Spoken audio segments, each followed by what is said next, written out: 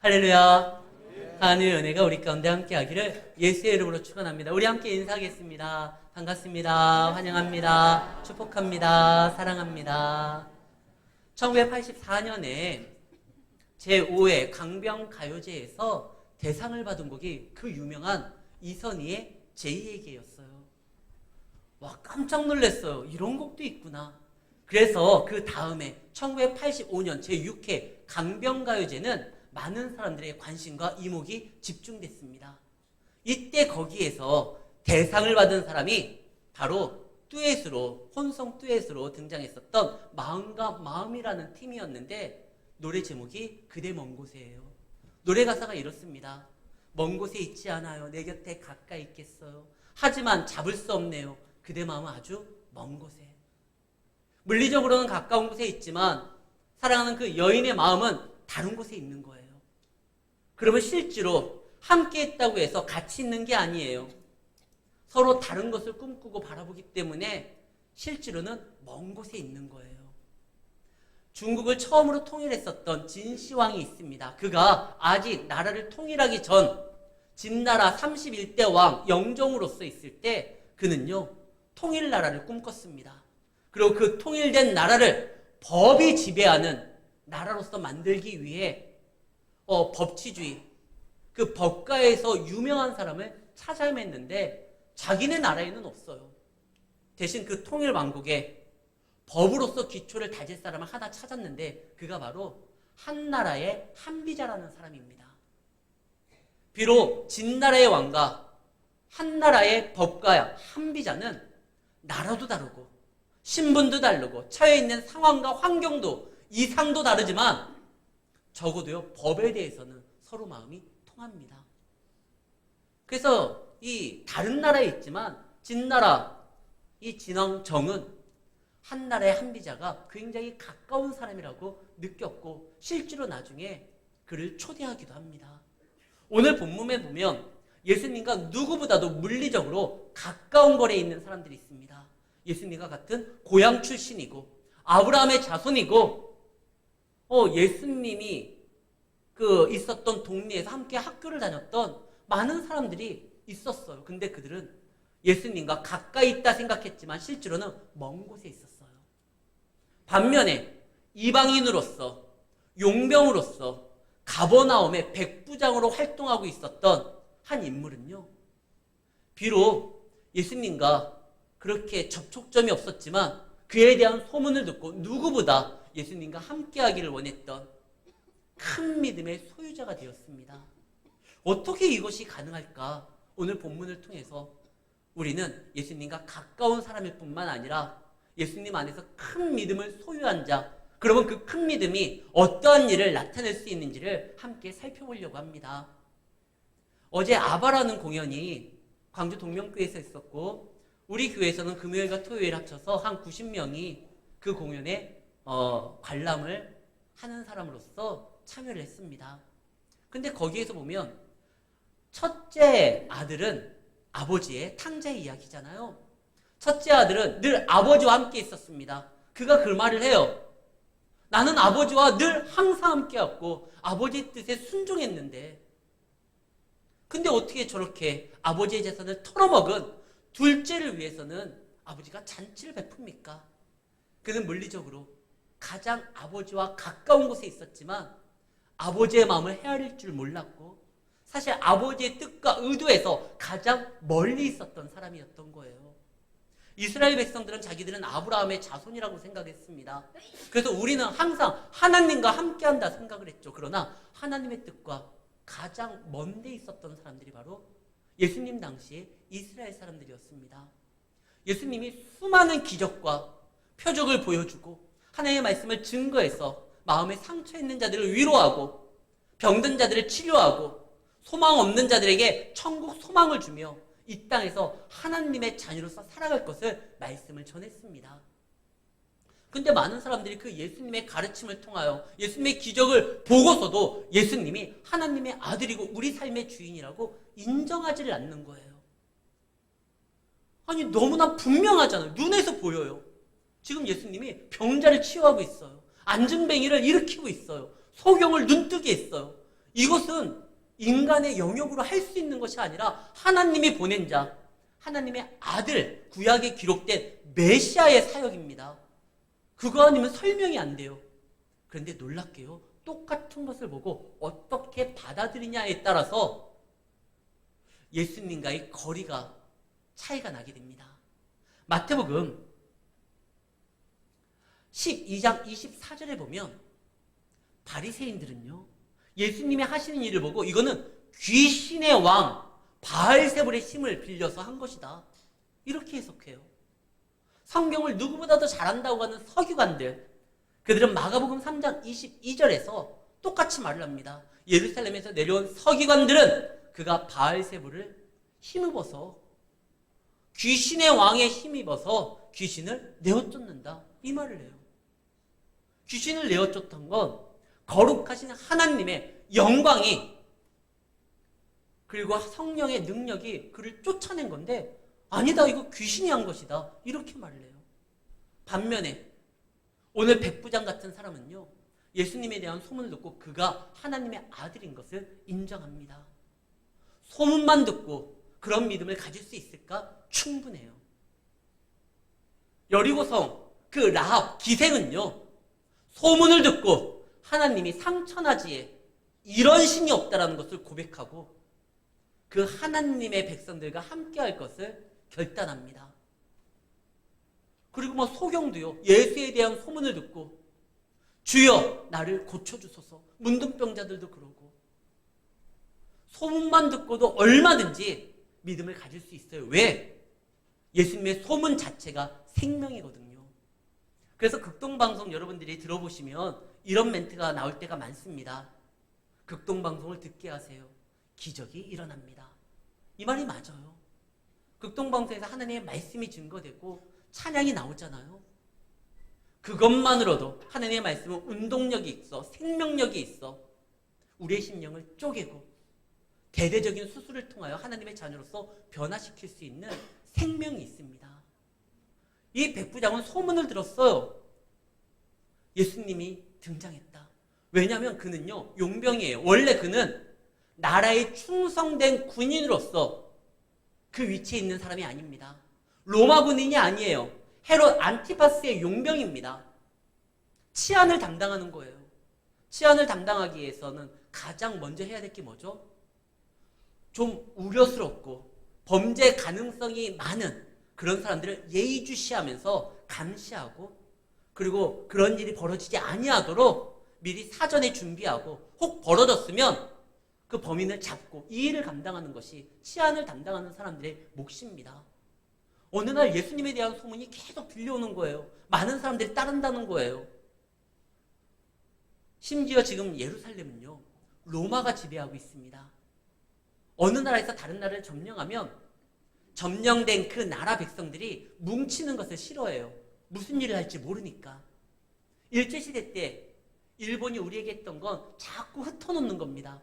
그래서 초대 대통령이었었던 이승만 대통령은 이런 말을 한 게 유명하죠. 뭉치면 살고 흩어지면 죽는다.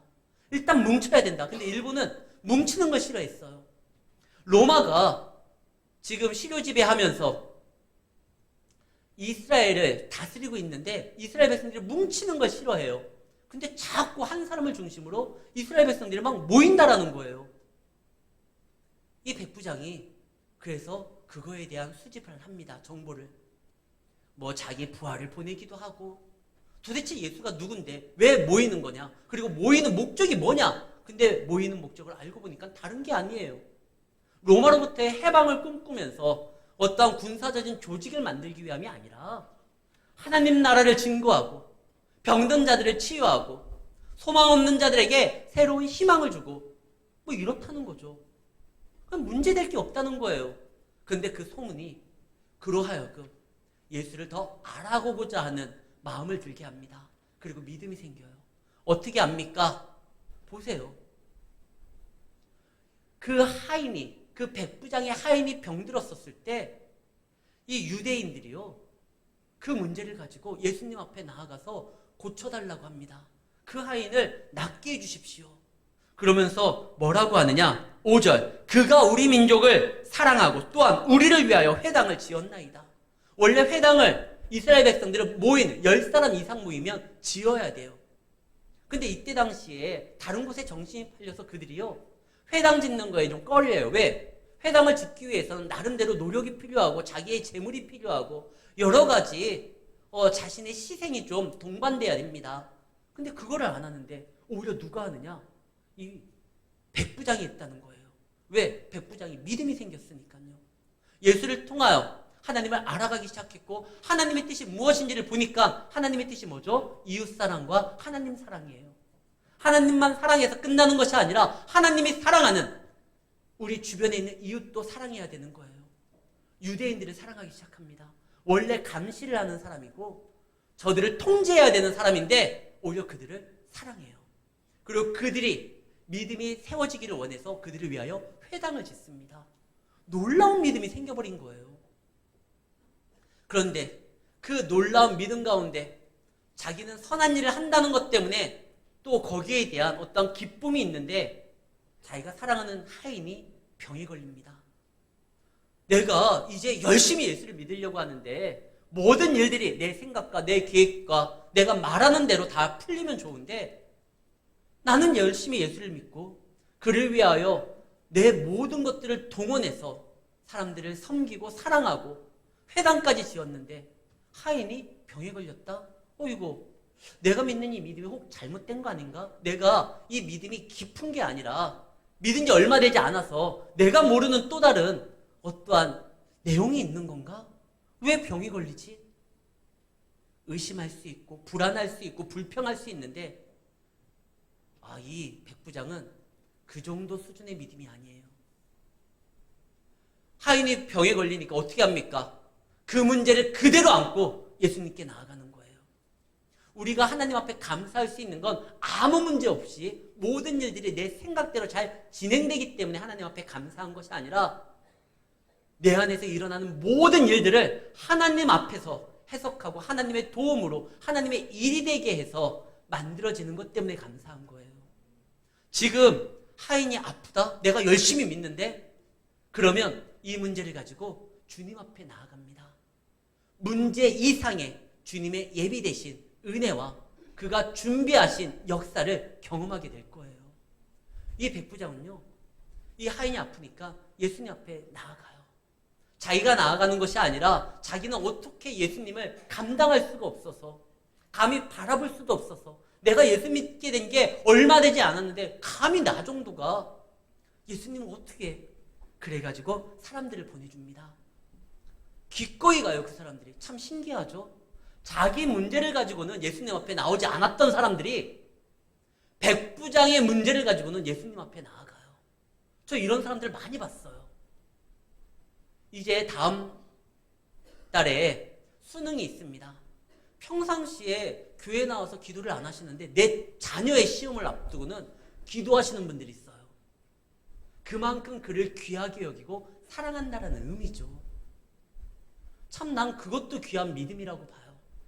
이왕이면 자기 문제를 가지고 나오는 거 참 중요한 건데 그러지 않고 다른 사람 때문에라도 주 앞에 나오는 이유가 있다고 하면 그것도 참 귀한 거예요.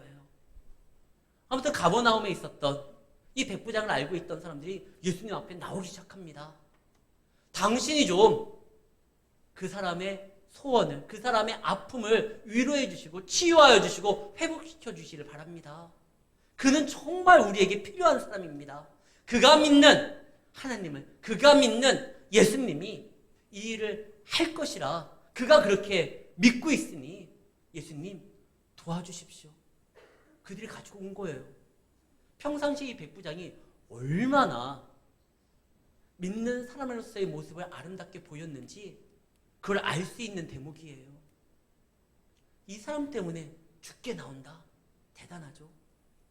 그런데 예수님이 그가 딱 나왔을 때 그래 내가 가겠다.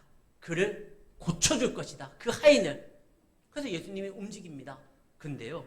예수님이 함께 가시려고 할 때 그 이야기를 듣고 누군가 얘기했겠죠. 예수님이 온다고 합니다. 준비하십시오. 그랬더니 이 백부장이 깜짝 놀래요. 그래서 다시 벗을 보냅니다. 6절 말씀. 예수께서 함께 가실새 이에 그 집이 멀지 아니하여 백부장이 벗들을 보내어 이르시되 주여 수고하시지 마십시오. 내 집에 들어오심을 나는 감당 못하겠습니다. 말씀만 하십시오. 이 얘기를 합니다. 저는 여러분들을 처음에 오해했어요. 제가 이제 신방을 가려고 할 때 아유 목사님 우리 집은 안 됩니다. 그래서 아 이분들이 왜 이럴까? 난 정말 오해했는데 알고 보니까 믿음이 좋았던 거더라고요. 야 이만한 믿음이 내가 이스라엘에서 볼 수 없다고 했는데 그 이스라엘을 볼 수 없는 그 대단한 믿음이 우리 교회에 많더라고요. 아 목사님 우리 집 오시면 안 됩니다. 카페에서 만나게 해요. 식당에서 만나게 해요.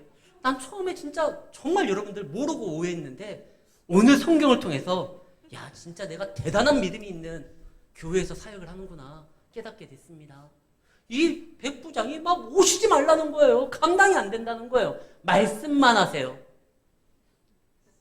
이 백부장이 왜 그랬을까요? 그 백부장은 군대 생활에 익숙한 사람입니다. 자기는 초신자고 얼마 믿지 않았고 자기는 이방인입니다. 그러니까 자기는 군대로 이야기를 한다고 하면 저기 이제 신병이에요. 근데 사령관인 예수님이 나에게 온다? 이거 감당 안 돼요. 내가 필요한 게 있다고 하면 예수님이 말씀만 하면 제가 그대로 조치하겠습니다. 굳이 오시지 않아도 명령만 하시면 됩니다. 왜? 당신은 상관이니까요. 당신은 나의 주인이시니까요. 굳이 오셔도 예수님은 오라가라 하는 신앙이 아니라 예수님의 명령에 그대로 순종하는 신앙입니다. 만약에 예수님이 그래 알았다. 네가 지금 낫기를 원하는 네 하인 그가 나를 만나야 되니까 그 하인을 데리고 와라. 알겠습니다. 그러면 그 하인 제가 데리고 오겠습니다. 아니 데리고 올 필요도 없이 그냥 예수님이 말씀만 나을 거야 라고 하면 난 또 그대로 믿겠습니다. 네 하인을 데리고 저 요단강에 가서 7번 씻겨라. 그렇게 말하면 전 그대로 하겠습니다. 명령만 하십시오. 그걸로 충분합니다. 이거예요. 만약에 하인이 아마 이름이 선지였으면 선지 얻고 뛰었을 거예요. 예수님이 오라고 하면 당신이 무슨 말 하든지 저는 다 할 겁니다. 이거예요. 그래서 큰 믿음이라는 거예요. 예수님이 큰 믿음이라고 이야기한 사람은 성경에 2명입니다. 오늘 본문에 등장한 백부장과 또 한 명이 스로보니게 여인이에요. 마태복음 15장 28절에 이에 예수께서 대답하여 이르시되 여자여 네 믿음이 크다. 제자들은 항상 야 왜 이렇게 믿음이 없냐 이 믿음이 적은 자요 그랬는데 예수님이 이 스로보니게 여인 이방 여인과 이 백부장 용병인 이방 사람에게는 큰 믿음이라고 합니다. 그리고 이것을 알려주기를 원해요. 이만한 믿음을 내가 본 적이 없다. 예수님께서 뭐라고 합니까?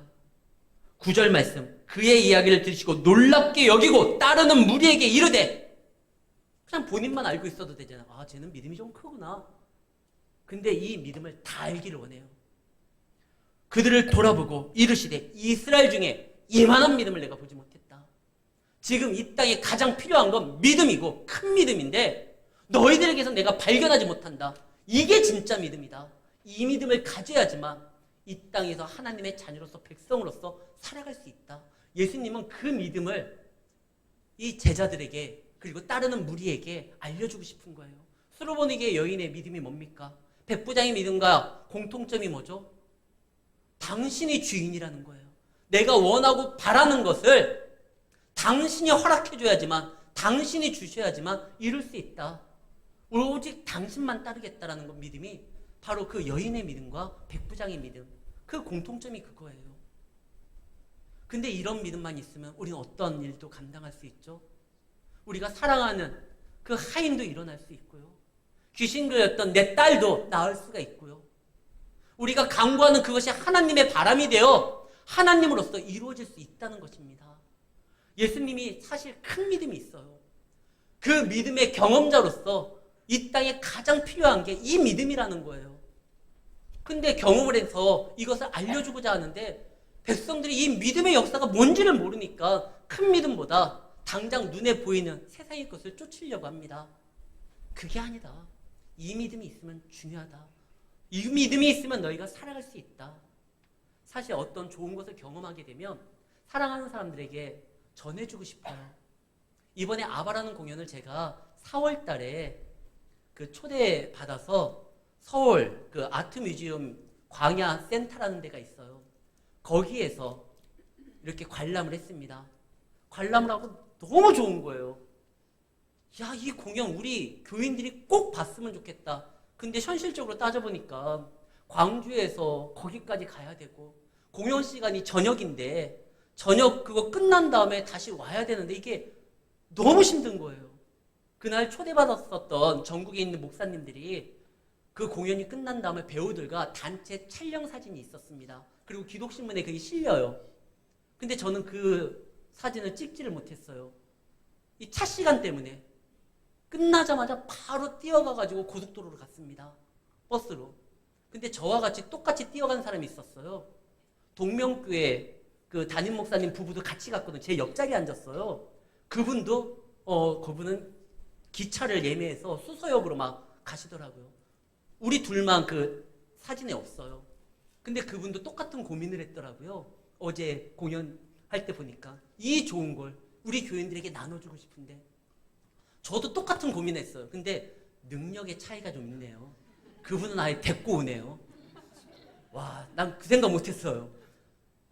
그분은 아예 자기네 교회에서 데리고 와가지고 공연을 했잖아요.